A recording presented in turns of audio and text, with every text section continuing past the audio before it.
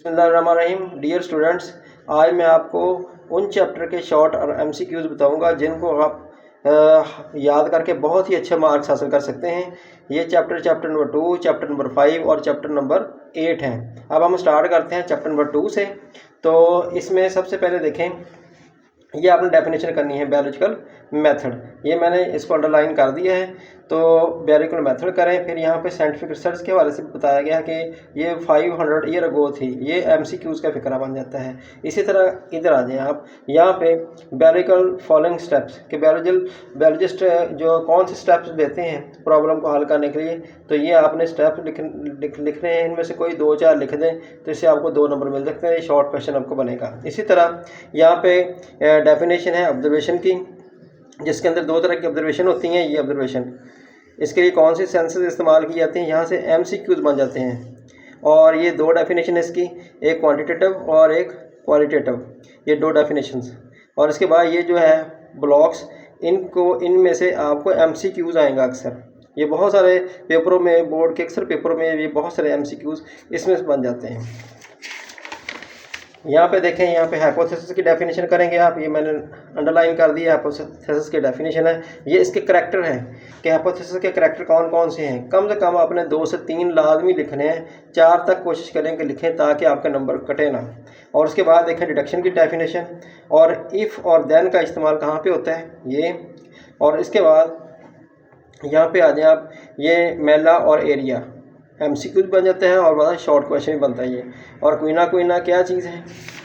फिर सिनकोना के बारे में कि सिनकोना ट्री किस काम आया है। और उसके बाद ये साइंटिस्ट जो हैं, लिवरन साइंटिस्ट जो है, इसने कौन सी सन में जो है अपना काम स्टार्ट किया है, 1878 में। और इसकी मलेरिया की काज क्या है, ये प्लाज्मोडियम क्या चीज़ है, तो इसके बारे में पूछ सकते हैं आपसे। और उसके बाद ये AFA किंग, हर स्वैप पेपर के अंदर जो अक्सरियत पेपरों के अंदर ये AFA किंग के ऑब्जर्वेशन पूछ लेते हैं। ये 3 ऑब्जर्वेशन है इसकी, तो ये लाजमी आपने कोई 2 लाजमी लिखनी है। इसके बाद रोनरोज है और सेंटिस है, इसने क्या एक्सपेरिमेंट किया था। अनोफिलिस मॉस्किटो का क्या फंक्शन है। तो अनोफिलिस फीमेल मॉस्किटो जो है ये इंसानों के अंदर मलेरिया का सबब बनती है। और इसी तरह जो क्यूलिक्स है ये स्पैरो के अंदर जो है ये मलेरिया का सबब बनती है। यहाँ पे देखें, इसको मैंने राउंडेड कर दिया है। इसके अंदर से एमसीक्यूज़ बन सकता है। यहाँ पे आ जाए थ्योरी, लॉ और प्रिंसिपल। इसको तो आपने बहुत ही एहतियात और तवज्जो के साथ पढ़ना है, क्योंकि यहाँ से बहुत सारे फिक्रात बनते हैं। जैसे यहाँ पे थ्योरी की तारीफ है, लॉ और प्रिंसिपल की डेफिनेशन है। यहाँ पे देखें कि तारीफ है प्रेडिक्टिव थ्योरी। ये बच्चों को अक्सर नहीं पता चलता कि प्रेडिक्टिव थ्योरी कहाँ पे लिखी हुई है। ये देखें, इसकी डेफिनेशन बन जाती है यहाँ से। तो यहाँ पे लॉ और प्रिंसिपल क्या है, हेरिंग, बॉबिंग और मेंडल लॉ, इनहेरिटेंस, जिसकी एग्जांपल्स आ जाती हैं लॉ की। इसके बाद आए यहाँ पे डेटा की तारीफ, और यहाँ पे रेशियो और प्रोपोर्शन, इसकी डेफिनेशन करेंगे। इसके बाद यहाँ पे बायो इन्फॉर्मेटिक, ये डेफिनेशन बच्चों को अक्सर मिलती नहीं है कि कहाँ पे लिखी हुई है। देखें बायो इन्फॉर्मेटिक, ये इसकी ये डेफिनेशन चल रही है, ये लिखेंगे आप। ये चैप्टर नंबर 2 है। इसके बाद यही आप शॉर्ट, और इन्हीं में से इंशाल्लाह एमसीक्यूज़ बनेंगे आपको, तो काफ़ी हेल्पफुल ये है आपको, इसके लिए साबित होगा। इसके बाद ये आप इसके मल्टीपल चॉइसेस एहतियातन यहाँ से भी आप करें, एक्सरसाइज से कुछ ना कुछ यहाँ से भी आ जाते हैं। बाकी शॉर्ट क्वेश्चन जो है मैंने उधर से काफ़ी अंडरलाइन कर दिए हैं। तो इसके बाद हम चलते हैं चैप्टर नंबर 5 की तरफ। ये है सेल साइकिल। इसमें से जो इम्पोर्टेंट है और एमसीक्यू शॉर्ट क्वेश्चन वो भी यहाँ पे मैंने अंडरलाइन कर दी। यहाँ पे देखें सेल साइकिल की डेफिनेशन ये दी गई है। यहाँ पे G1 फेस, S और G2, यहाँ पे G1 फेस देखें, ये इसमें से कोई ना कोई शॉर्ट और मल्टीपल बनता है। यहाँ पे देखें ये अंडर कर दिया, यहाँ से एमसीक्यूज़ बन जाता है। इधर आ जाए S फेस, G2 फेस, यानी कि ये जो पेज है ना बहुत ही इम्पोर्टेंट है। इसमें कोई चीज़ आपके छोड़ने वाली नहीं है। यहाँ पे आ जाए अगर नेक्स्ट माइटोसिस, इसकी आपने एक डेफिनेशन याद करनी है, माइटोसिस क्या है और ये किस साइंटिस्ट ने जो है इसके बारे में बताया है, वेदर फिलिप ने। और इसके बारे में जो 18 आगे माइटोसिस, इसकी डेफिनेशन आगे किस सेल्स में होती है, यूकैरियोटिक सेल के अंदर होती है। और यहाँ पे ये एमसीक्यूज़ के लिए और शॉर्ट क्वेश्चन के लिए बहुत ही इम्पोर्टेंट है बॉक्स। यहाँ पे अगर डेफिनेशन जो है कैरियोकाइनेसिस, और साइटोकाइनेसिस। फिर यहाँ पे काइनेटोकोर आ जाएगी, और यहाँ पे स्पिंडल फाइबर्स, माइटोटिक स्पिंडल्स, इनकी डेफिनेशन पेपर में अक्सर आई रहती हैं। और उसके बाद देखें यहाँ पे नेक्स्ट माइटोटिक प्लेट क्या है, और यहाँ पे बहुत ही इंपॉर्टेंट डेफिनेशंस कौन सी है, ये क्लीवेज और फ्रैगमोप्लास्ट। फिर आप नेक्स्ट देखें यहाँ पे रीजनरेशन की तारीफ अक्सर पेपर में आती है कि रीजनरेशन क्या है। यहाँ पे आप इसकी डेफिनेशन लिखेंगे और किस जानवर के अंदर होती हैं ये सी स्टार, और यहाँ पे बर्ड इसकी डेफिनेशन, और ये एरर इन माइटोसिस, यहाँ पे ट्यूमर है, बिगन्स है, मेलिजेंट्स है और मेटास्टेसिस। इसके अक्सर डेफिनेशन पेपर में शॉर्ट क्वेश्चन अक्सर बनते हैं इसके। अब आते हैं मियोसिस की तरफ। मियोसिस की डेफिनेशन आपने करनी है, और ये एमसीक्यूज के लिए देखें। यहाँ पे ऑस्कर हर्टविग सेंटेंस जो है इसका एमसीक्यूज बनेगा, ये याद रखना है आपने। और यहाँ पे प्रोफेस, ये तो बहुत ही इम्पोर्टेंट है, ये बहुत ही इम्पोर्टेंट है। और यहाँ पे सिनेप्सिस आ रही है, बाइवेलेंट है, टेट्राइड है, क्याजमिट है, क्रॉसिंग ओवर है। यहाँ पे अगर आ जाएं तो ये एमसीक्यू यहाँ से बनेगा, ये इस वाला। और यहाँ पे एक तारीफ है इंटरकाइनेसिस, और इसको इंटरफेस 2 भी कहते हैं। इसकी तारीफ है ये वाली ये लाजमी आपने करनी है। इसके बाद नेक्स्ट होते हैं इसकी तरफ, ये सिग्निफिकेंस ऑफ मियोसिस। यहाँ पे इस सेंटेंस को आपने इस तरह देखना है, अगस्ट वाइजमैन। और फिर अल्टरनेशन ऑफ जनरेशन डेफिनेशन अक्सर आती है पेपर में। फिर डिस्टिंक्शन और नॉन डिस्टिंक्शन। और इसके बाद आखिरी पेज जो है इसका एप्टोटस। एप्टोटस जो है इसमें वेल्व्स, एप्टोटस बॉडीज, और ये वाली एमसीक्यूज बनेगा यहाँ से। यहाँ पे अगर देखें तो ये नेक्रोसिस की डेफिनेशन आपने करनी है, और ये वाला कि स्पाइडर के काटने से भी नेक्रोसिस जो है हो जाती है। तो ये वाला पेज भी इम्पोर्टेंट है, यहाँ से आपने लाजमी कर लेनी है।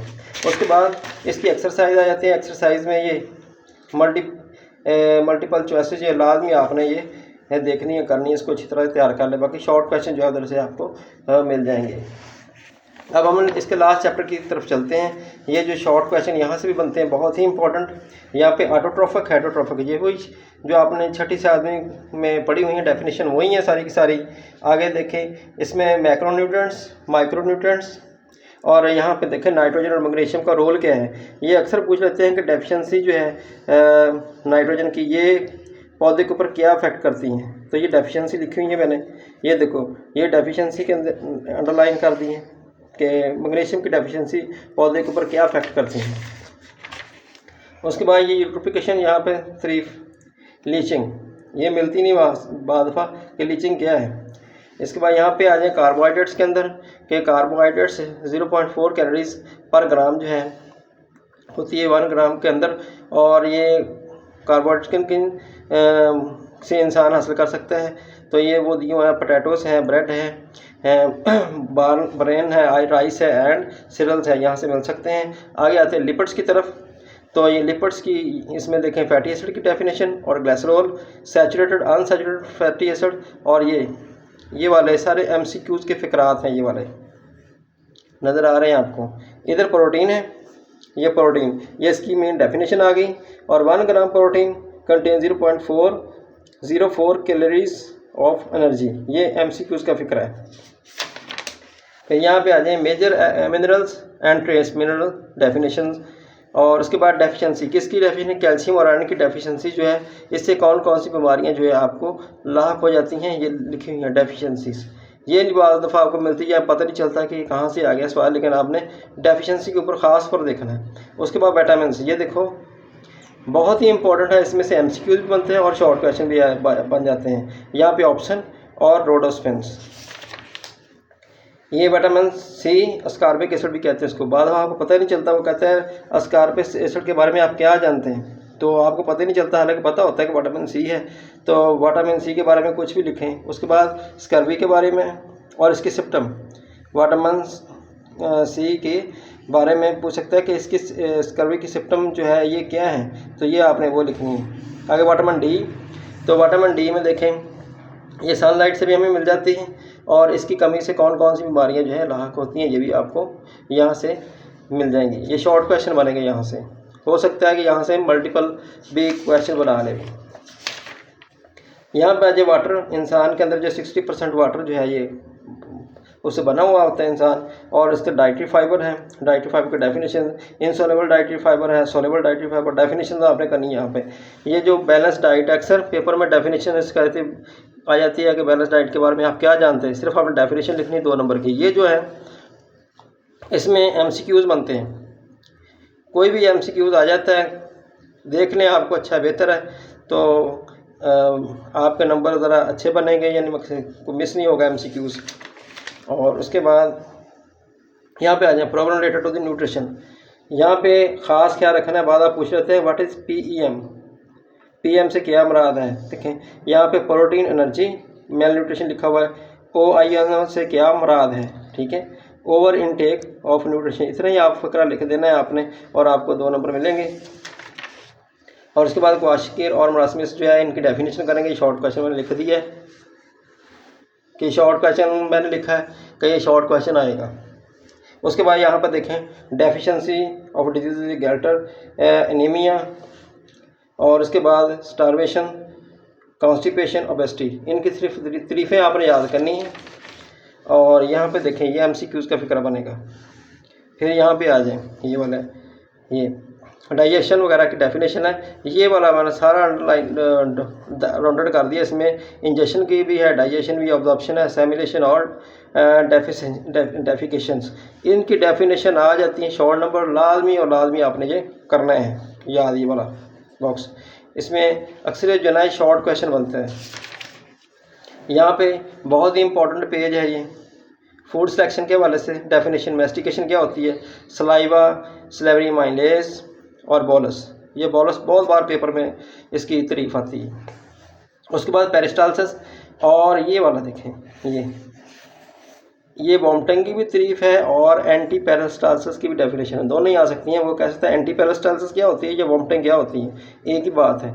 तो ये भी आपने अच्छे तरीके से करना है। इधर देखें कि MCQs, ये वाला ये MCQs अक्सर आता है। ये